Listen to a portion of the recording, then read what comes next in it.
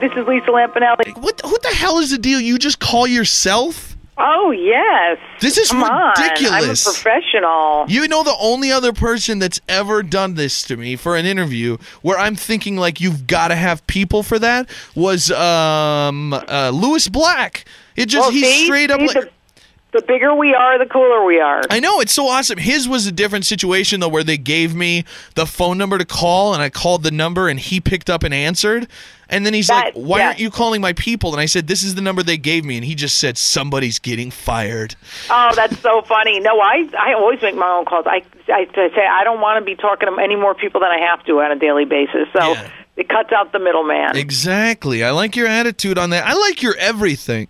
And I want to let you know, this has got to be, this is something that maybe people don't know, and maybe I'm not even supposed to say, but the buzz around town, 2 big comedy shows coming up here soon, you and Tracy Morgan, and ticket sales and hype for your show much greater than Tracy Morgan's. Well, that's weird. It's probably just because white people are racist and they don't want to see a black man. I know, especially in Montana. I'm on the other side. I'm like, dude, I'll sit. I don't care if he is completely off the rails and doesn't even say one word that makes sense. Like, I will happily pay money to just sit there and listen to him talk. Like, I love his voice. Oh, me too. He's great. You know what? People are so funny because they just, everybody's politically correct. Everybody's, like, offended easily. And it's like, if you want to go see either one of us, you better have a thick skin. That's all I can say. Exactly. And I love how it's changed so much, which takes me into your topical story here, too. But I've heard Tracy in interviews before saying how, like, his, kill his gay son comment was taken out of context. And, people are like, how's that out of context? And it's the context of a comedy show where you're trying to titillate and offend and make people like, it's the environment that the jokes are in that you're taking it out of context. He's like, I've done that joke for 10 years. And then all of a sudden, one person records it and gets offended, and it becomes the end of the world. And it's the same thing for you. You've done jokes, offensive jokes, and specifically even black jokes for a huge part of your career, and now all of a sudden you call Lena Dunham, who's huge right now, your N-word, and all of a sudden the world is like in an uproar that Lisa Lampanelli used the N-word. It's like, have you not seen anything that Lisa Lampanelli does? Yeah, that's the thing that's so funny about it, because, like, honestly, if you watch my HBO special or any of those other specials I have on Comedy Central, I mean, I say every single racial slur there is, and, I have been known to say the N-word with the R on this end in a joke on stage. I've never used it in my real life going around town, but, there are jokes that make a point about language, and that's one of them. But people are up in arms now, and I didn't even use the one with the R on the end. I used the one that means friend. So basically, I'm just cracking up because I get more attention even when I don't even try to. I know. I love it. Plus, it's like people don't understand that it's like, how can you be offended when the N-word is coming from somebody like you who is pretty much black?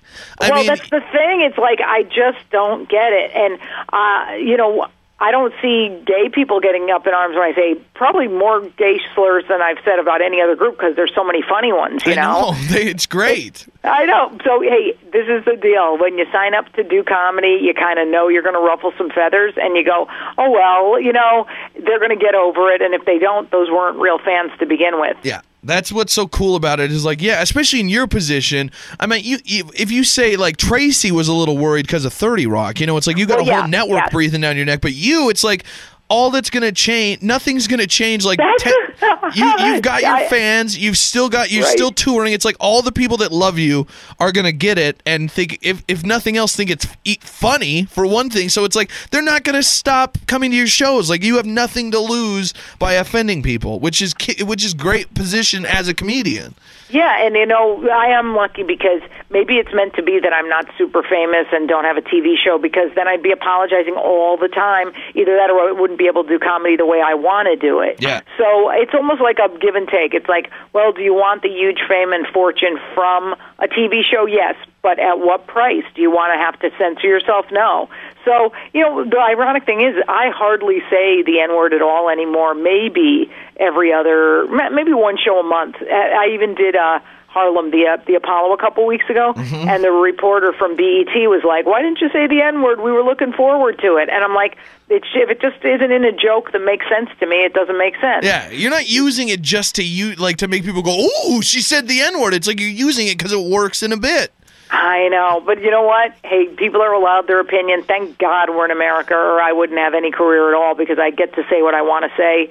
So yeah, it's pretty crazy. Exactly. But hey, never a dull moment, right? That's what I say. I love following you on Twitter. I love listening to anytime you're on any of the big national radio shows. I love following I just love your life. It's so interesting to me, not just your comedy. You know, usually when I talk to a comedian, it's like all I really know is their act and what I've seen. But I mean, I love the fact that, I mean, when you were into the black guys, and now I love that you're married now to Jimmy Big B's. Yeah, it's like I just tell the truth. I usually just live so I have something funny to talk about on Howard Stern when I have to go on. Yeah. So it's just like, it's hilarious. It's just like, why not talk about your real life and be real? Privacy's out the window. Exactly. You and Jimmy both recently did the whole tummy tuck type staple thing, and you've both lost a ton of weight now, if people don't know.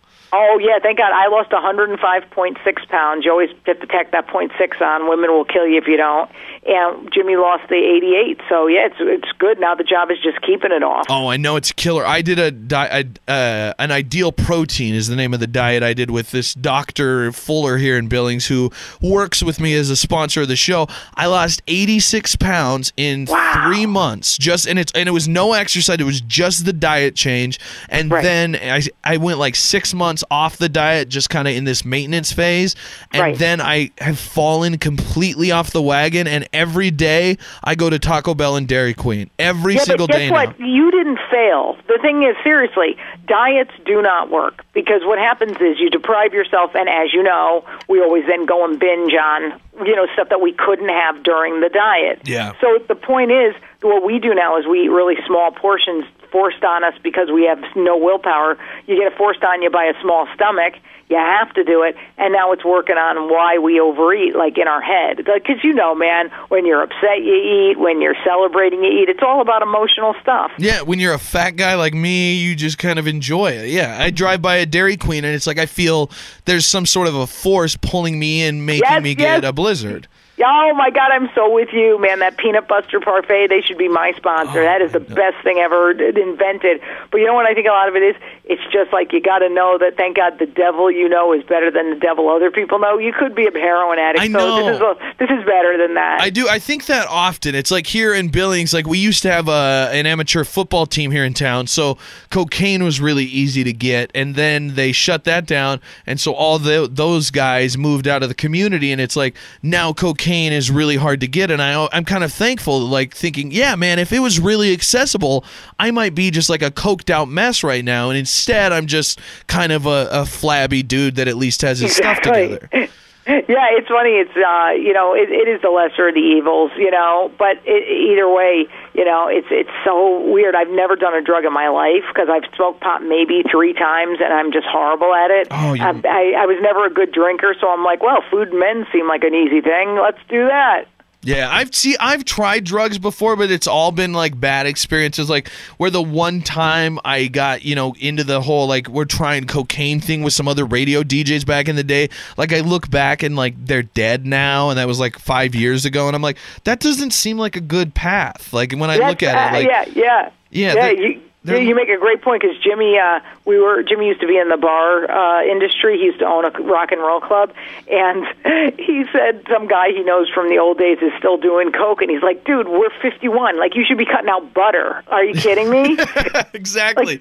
You should be watching your sodium intake, not cocaine intake. Yeah. It does not even, I don't even get it. Oh, it's so crazy. What are you going to do? I want to know what it's like when you roll in, for the Saturday show, when you get into Billings. Are you on a bus or do you fly in?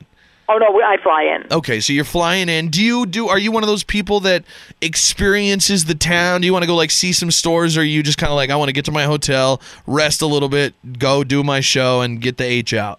Yeah, exactly. That's how I am because, you fly in maybe 3 or 4 hours before. As a woman who's over 50, I need to spackle on makeup. I have to get my hair done. I have to look halfway decent, so at least the audience thinks I care. Yeah. And then I got to look over my notes and really prepare. So, yeah, I don't do anything. Basically, I've seen every town in the country except I've only seen hotel, theater, and airport. I don't see anything else. So maybe I'll look out the window once, and that's about it. Yeah, it'll be beautiful here. That'll be nice. You'll have that one moment to just look out the window and go, wow, it's really pretty here. Back to makeup. Thank you. Exactly. Yeah. It's so weird because I like to put some thought into the show a little bit and just to see what's going to hit me funny that day.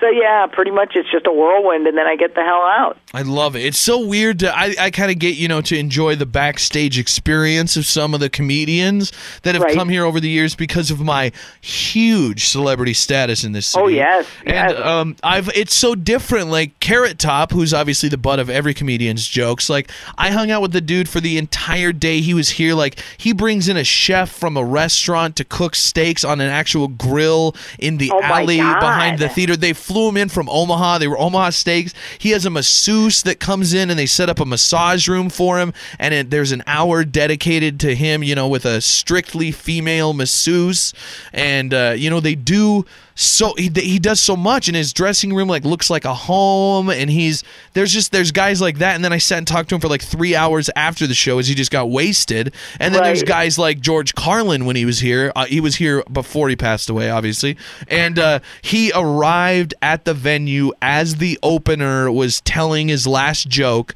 He opens the door to his car, walks into the theater, walks on stage, does his set. The end of it is kind of one of those things where you don't even really know it's over.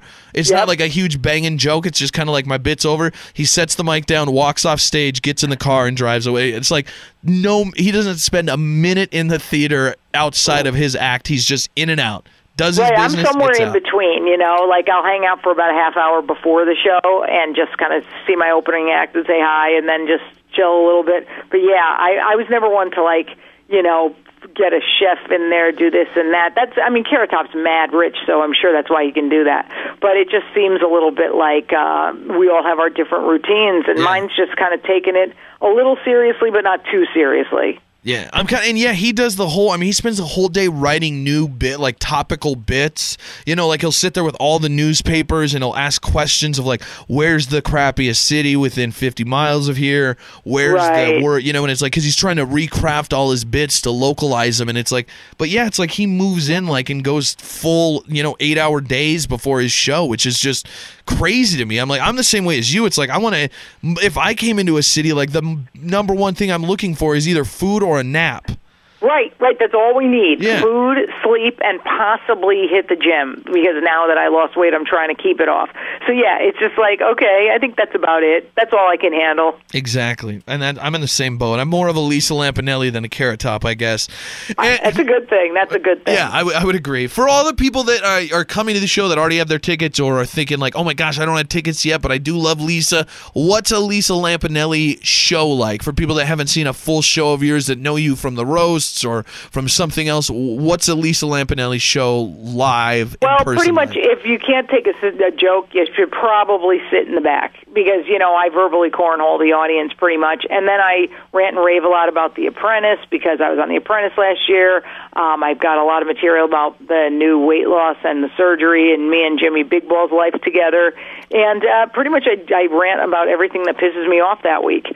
So, yeah, by next week when I'm in Billings on March 2nd, I really have a feeling that there'll be enough venom spewing that people will be entertained heartily. Good. Yeah, there's enough going on in this world. We've got legless runners murdering people. There's tons to talk about. Yeah, there's a lot going down. Are you going to come into the to Billings and think man, what happened in my career that I got booked in Billings? This is crap, or are you going to be kind of excited that you're getting paid to do a show? Well, the thing is, it's I get paid really well, especially going to remote locations.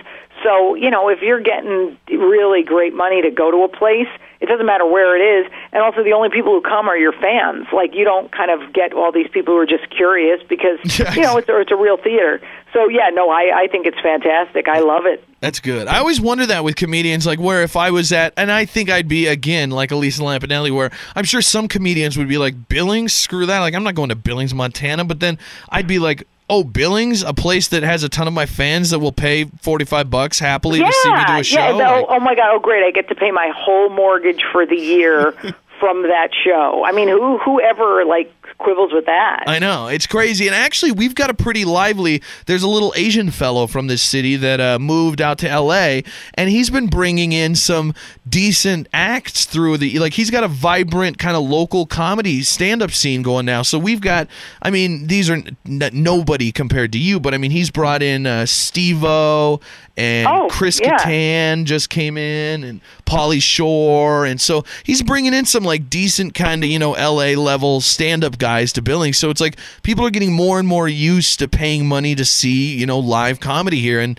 so we got a pretty good comedy crowd here in Billings. Oh, good. Well, I look forward to it. I have much love for the fact that they like me enough to want me to come out there. So, I will hopefully see you on March 2nd. I'm gonna see you because I'm gonna be stalking you just because I want to hang out and pretend like we're friends. So. Oh, very good, very good. I said the same thing to Carrie Underwood when she was here this past weekend, and it didn't work out. But well, she has better security than I do, I'm sure. Good. Yeah, I'm gonna know because I'm gonna find out where you're staying and stuff, and I'm just gonna I'll probably be wearing my I Love Lisa shirt just as a coincidence and bump into you and go oh my gosh, it's you, and you won't even recognize me because now that I'm so beautiful and skinny. I will. I'll see pictures ahead. I'll do my research when I stalk somebody, Lisa. I'm not an amateur, okay? Oh, that's very good. Oh my God, it's going to be fantastic. Everybody that does not have tickets yet, you're a loser and you're not a fan of mine or Lisa's. Get tickets Saturday, March 2nd, 8 o'clock at the Alberta Bear. You can go to the Alberta Bear Theater to get tickets or go to albertabeartheater.org and get some tickets that way. It's going to be a fantastic show. I will personally guarantee it. I know that it's going to be killer. Thank you, man. Cool. We'll see you soon then. Thanks for taking the time for us this morning. Okay, love you, man. Bye. All right, see you, Lisa. The Big J Show. Weekday mornings from 6 till 10 on Billings' #1 hit music station, Hot 101.9.